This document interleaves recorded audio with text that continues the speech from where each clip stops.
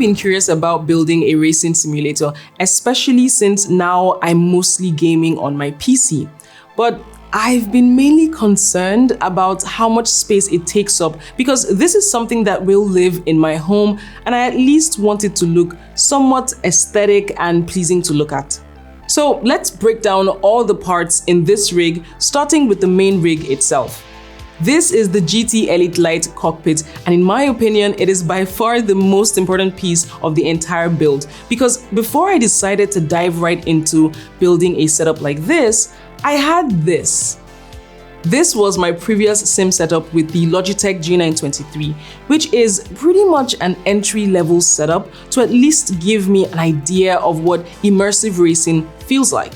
But the main thing I disliked about racing this way was the ergonomics and the fact that whenever I'd sit to race, the rollers on my chair made it so difficult to get a consistent driving experience. The GT Elite Lite is a lot sturdier, and putting together the chassis for the entire rig took a couple of hours, but the physical manuals really helped to show a detailed step-to-step guide on how to build this rig. One thing that's important to note, especially with these types of boxy 80/20 aluminum profiles, is that it's slightly more difficult to adjust anything on the fly, unlike in a tubular cockpit like the TR8 Pro.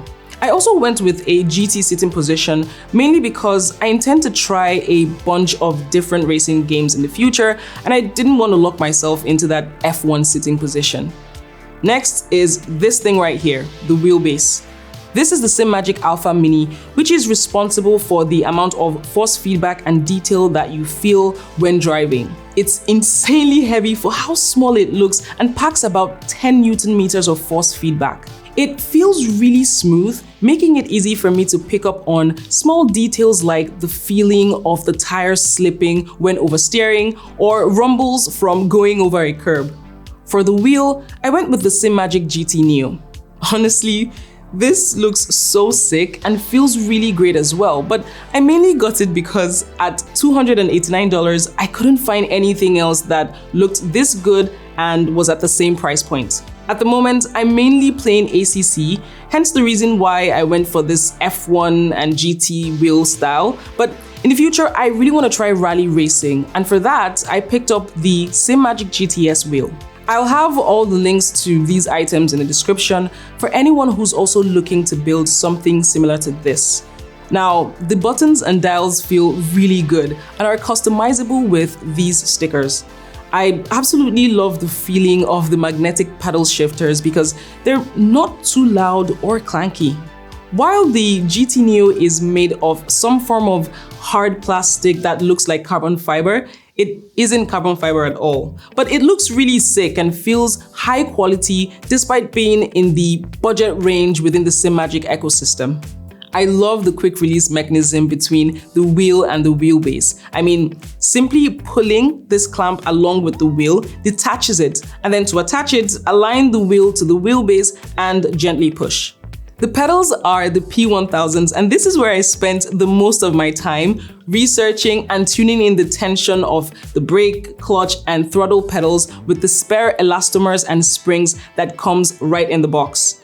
While I'm a total newbie when it comes to sim racing, I felt like the stock tension of the throttle was a bit too soft and not really realistic to me. So I kept switching the springs until I found one that feels somewhat realistic. Now, I have never been in a real racing car, and I really don't know how stiff or soft the brake pedals are. So if you know this, please let me know in the comment section below. At the moment, I have the brakes set to a sort of medium tension with these elastomers, but I really appreciate the level of flexibility to customize the tension in all of the pedals. Moving on to the seat, this is the ESR1 from a company called Next Level Racing. But to be honest, I didn't do a ton of research when selecting the seat for this cockpit because I mainly just wanted something that was clean and comfortable to sit in for hours, which the ESR1 ticks all of those boxes. It is also easy to set up with the paddle underneath the seat to adjust your sitting distance and this to control the amount of recline, which are both great. But I initially wanted the ESR3. Unfortunately, that was sold out at the time, so I ended up getting the ESR1. But my only gripe with the ESR1 is that it's covered with this suede-looking material. I think it's actually suede, which I'm not a big fan of, mainly because of how weird suede looks when it's dusty. And I'll much prefer leather instead, because that's just much easier to maintain and clean. But this is only my personal preference.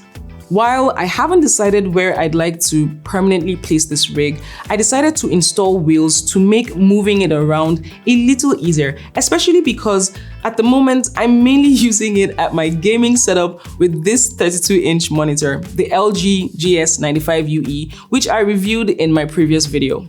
I mean, this is not the ideal setup, and I'm thinking of getting an ultra-wide monitor mounted directly to the cockpit for the full immersive experience.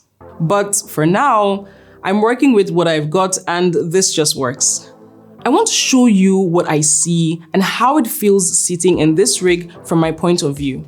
Now, we have Assetto Corsa Competizione booted up on the PC. Bear in mind that I'm still really new to this game. Prior to building this rig, I mostly played Forza and Grid Legends, which are more on the fun gaming and not too realistic end of the spectrum. While on the other end are games like ACC, Assetto Corsa, F1, just to name a few, which are kind of on that simulator realistic end.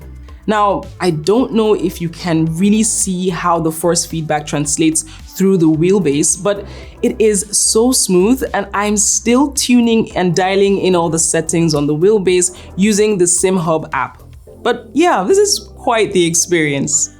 However, as you can tell, aside from the force feedback from the wheel and the wheelbase, there isn't anything else. I'm not feeling anything else. There's no additional motion in the rig or feedback from the seat. But I am looking to try the Simagic haptic reactors for the pedals. I mean, compared to everything else, they seem like a really interesting upgrade to the pedals at $59 per reactor. It is also really important to mention that none of these components are compatible, at least not directly, with a console. So I've had to sacrifice playing Gran Turismo until, or if they ever make a PC version. But I've really been enjoying ACC and Assetto Corsa as well, especially because of its endless modding possibilities thanks to the community. Yeah, that is pretty much my first experience with sim racing and what it's like to build and use a sim racing rig like this.